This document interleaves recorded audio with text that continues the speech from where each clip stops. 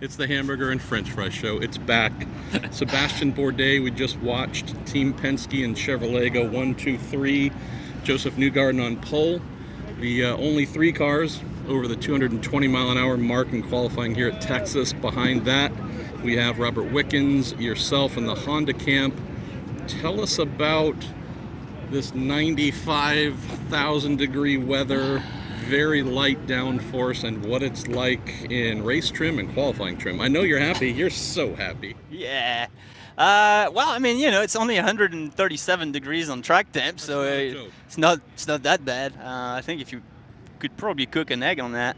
But yeah, it's tricky, man. You can tell it's gone up 10 or 15 degrees from this morning, and you lose so much grip. It's quite impressive. So definitely, those Firestone tires do a great job for us. But when you put these things in Inferno like that, you just don't get very much of anything. Which always brings the question: all right, how is it going to be the racetrack for the race? Yeah. Because you start, it's still about 120, 115 maybe, and then it goes to ambient by the end of the race, which is going to be lower 90s, maybe high 80s. So definitely a very different game. And so you free up as the track cools off if you're a bit on the understeery side. Yeah. So it's a little difficult to really know and guess exactly where it's going to be, if it's one of those where it's really going to be tough in traffic, or if it's going to kind of come to us and be a bit tough for the first 2 stints and then get a little more racy. So definitely as a series, we don't really want to take the same chances that we took last 2 years. Crazy pack racing stuff. So looks awesome on TV until someone gets hurt. So obviously they've taken some pretty drastic measures. It's a lot less downforce, and it's really, really difficult when you try and simulate that in those conditions. But hey, same thing for everybody. Yeah, so true, I think track position for once at Texas might be a little bit important. So we'll see. But it's a long race, so a lot of things happen. You always have some restarts and pit sequences and stuff. So we'll see. But even the aprons got them terrifying. So I don't know. We'll see. We'll see what happens. So after Indy, during Indy, throughout the month, we heard a lot of folks talking about the main issue was push, aerodynamic wash, causing understeer and such in many cases. What's the situation like here? Similar? I'd say, yeah, pretty similar. Maybe a little different the way the car digs in the banking. It's not a flat track like Indy, so there's a lot of ways with the crossweight that you can adjust dynamically the way the thing transfers to the left front or the right front. And so either you saturate the right front when you dig in the banking, or you saturate the left front, or you use very much the left front, in which case the car gets pretty positive.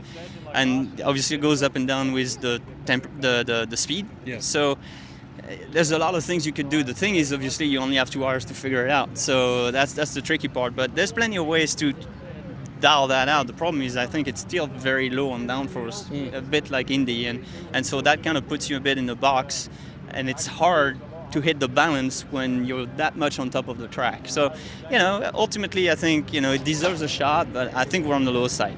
Definitely. Let's close. By the way, we're doing this after qualifying instead of night practice because, well, frankly, I want to go watch the Warriors game, and hopefully they'll close out the Cavaliers. Yeah, Chevy's, the Capitals already folded it, and we have that in common with Jimmy now. And then Lightning's got beat by them, and they took the cup. So RACER has his fingers in everything. That's one of the things we learned. Yeah, but we both lost. So okay, let's talk about the Chevy versus Honda dynamic. So if we look at qualifying speed, the fastest Chevy was about 1.1 mile an hour faster than you and Wickens. Not as big as maybe I thought it might have been, but then you mentioned, well, keep in mind that while we'll be flat out here during the race with the banking and how it kind of pulls down the revs, the reacceleration, which we know is a Honda strength, that might actually be part of the reason why it's not that big of a gap. Yeah, and it's a shorter format as well. I mean, you look at obviously it's a shorter track, so you're not going to see as big as a difference, but it's already up there. I think I wasn't expecting the 3 Penske's to be have that big an advantage, but they are, and it's tough, man. You know, we almost carried the flag. Robbie got us there, and we're starting P5 like Indy, so hopefully a little bit of a better outcome than Indy, but you know, again, it was on me completely at the 500, so yeah, we'll try and learn from it and not repeat, but they're strong. They're really strong for sure, and hopefully we can put an end to that stretch of bad finishes or non-finishes for us. Yeah, we need you to rally back here, get a little tighter into the points chase. All right, well, this is the end of the hamburger and French fry show. I think we could have the first cooked French fries and hamburgers. Trust me, and this guy's in a black suit too. I mean, I don't envy him at all. We are going to try and come back to you after tomorrow night's race. Don't know if it'll be in victory lane with you or who, or maybe as long as you wait for me, you'll get me. All right, fair. I got yelled at earlier for not waiting for him. So, anyways. I don't know. I thought I was fired again. So whatever. Still back. All right, we're done. See you tomorrow. See you guys.